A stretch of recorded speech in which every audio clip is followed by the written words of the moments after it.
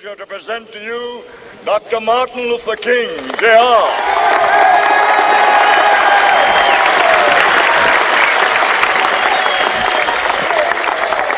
I am happy to join with you today in what will go down in history as the greatest demonstration for freedom in the history of our nation.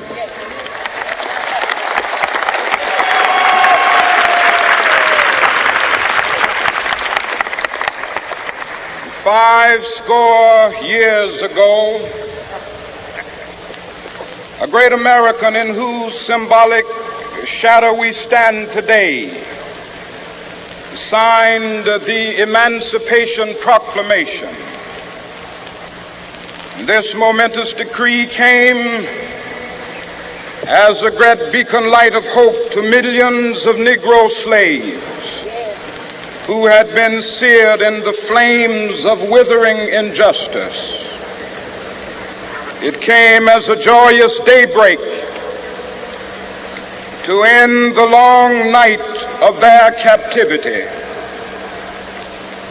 But 100 years later,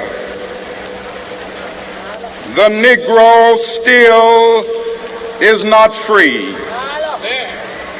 100 years later, the life of the Negro is still sadly crippled by the manacles of segregation and the chains of discrimination. 100 years later, the Negro lives on a lonely island of poverty.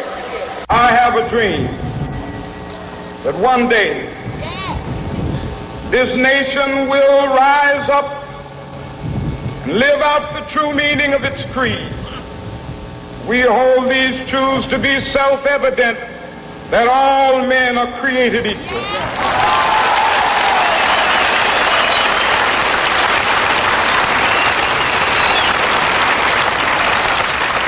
I have a dream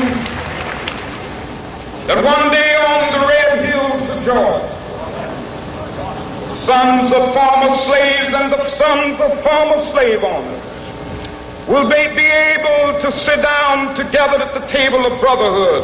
I have a dream that one day,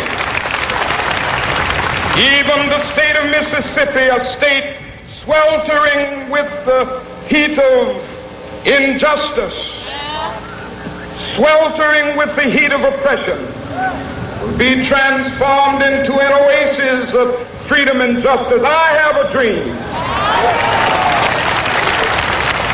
My four little children will one day live in a nation where they will not be judged by the color of their skin, but by the content of their character. I have a dream today.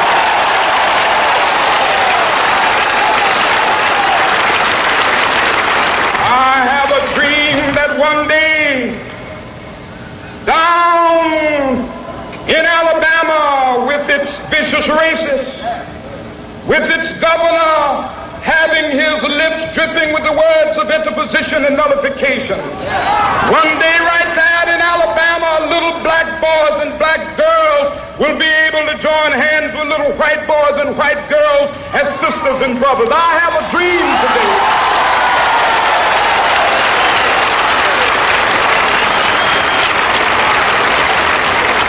I have a dream that one day every valley shall be exalted, and every hill and mountain shall be made low. The rough places will be made plain, and the crooked places will be made straight, and the glory of the Lord shall be revealed, and all flesh shall see it together. This is our hope. This is the faith that I go back to the South with. With this faith, we will be able to hew out of the mountain of despair a stone of hope. With this faith, we will be able to transform the jangling discords of our nation into a beautiful symphony of brotherhood. With this faith, we will be able to work together, to pray together, to struggle together, to go to jail together, to stand up for freedom together, knowing that we will be free one day.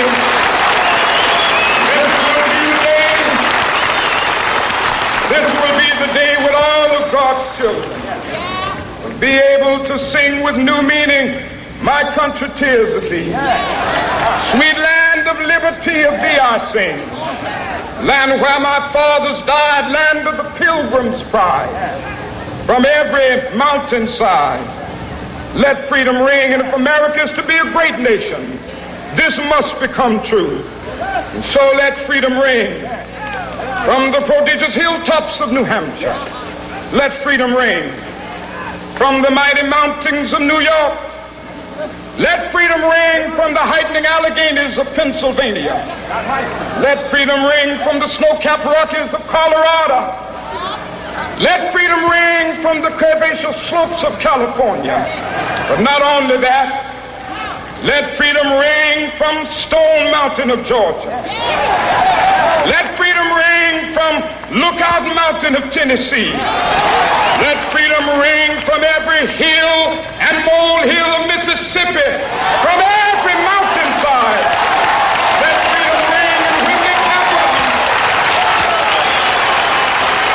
when we allow freedom ring, when we let it ring from every village and every hamlet, from every state and every city, we will be able to speed up that day when all of God's children, black men and white men, Jews and Gentiles, Protestants and Catholics, will be able to join hands and sing in the words of the old Negro spiritual, free at last.